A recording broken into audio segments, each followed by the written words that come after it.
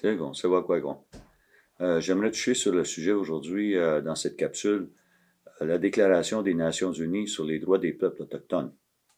Et cette déclaration est très importante.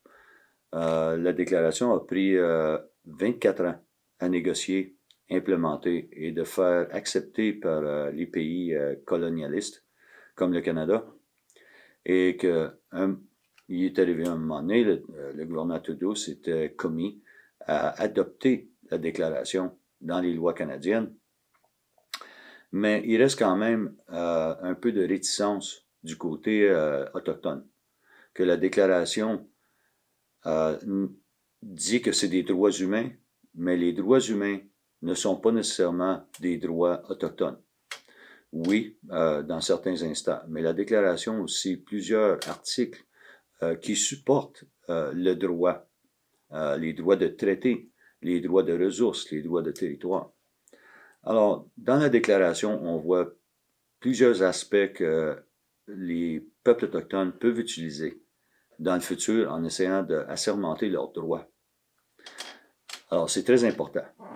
Quand le Canada avait adopté, voulait implémenter la déclaration, ils ont dit qu'on va l'adopter sans condition. Mais ministre Bennett avait dit à ce moment-là que pourvu que la déclaration est compatible avec les lois canadiennes, ce qui était déjà une condition.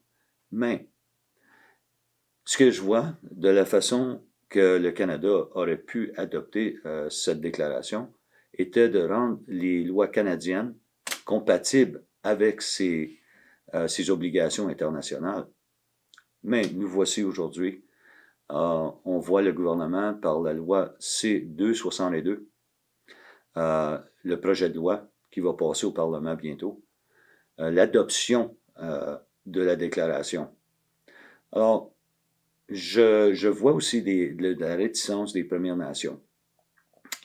Mais il faut essayer d'accepter à un moment donné qu'il ne faut pas laisser nos craintes ou notre réticence nous empêcher d'avancer et de prendre les premiers pas.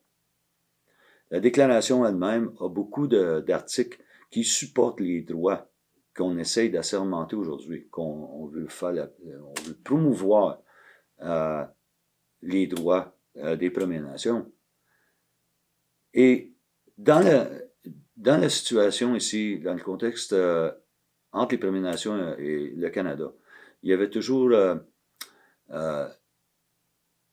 la doctrine de découverte, qui était basée entièrement raciste par l'Église catholique, ce qui donnait aux nations européennes le droit de revendiquer nos territoires.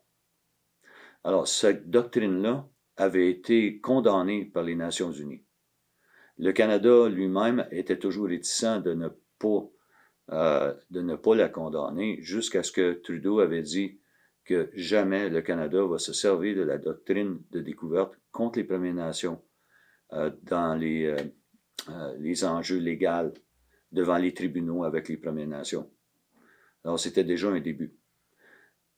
Plusieurs Premières Nations étaient inquiètes que le Canada n'avait pas ouvertement condamné la doctrine de découverte.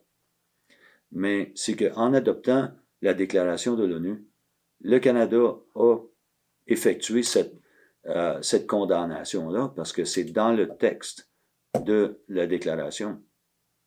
Alors, on voit des points que les Premières Nations sont un peu inquiètes, peut-être ne comprennent pas entièrement la déclaration.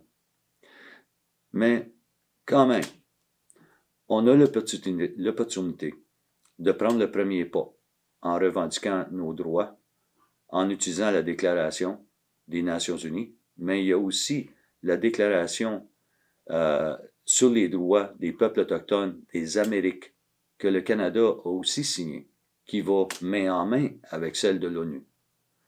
Alors, ça va être un futur intéressant. On va continuer avec nos arguments pour nos droits, pour les ressources, pour les terres, tout ce qui avait été promis dans nos traités. Et la déclaration va faire une grosse partie de tous ces arguments.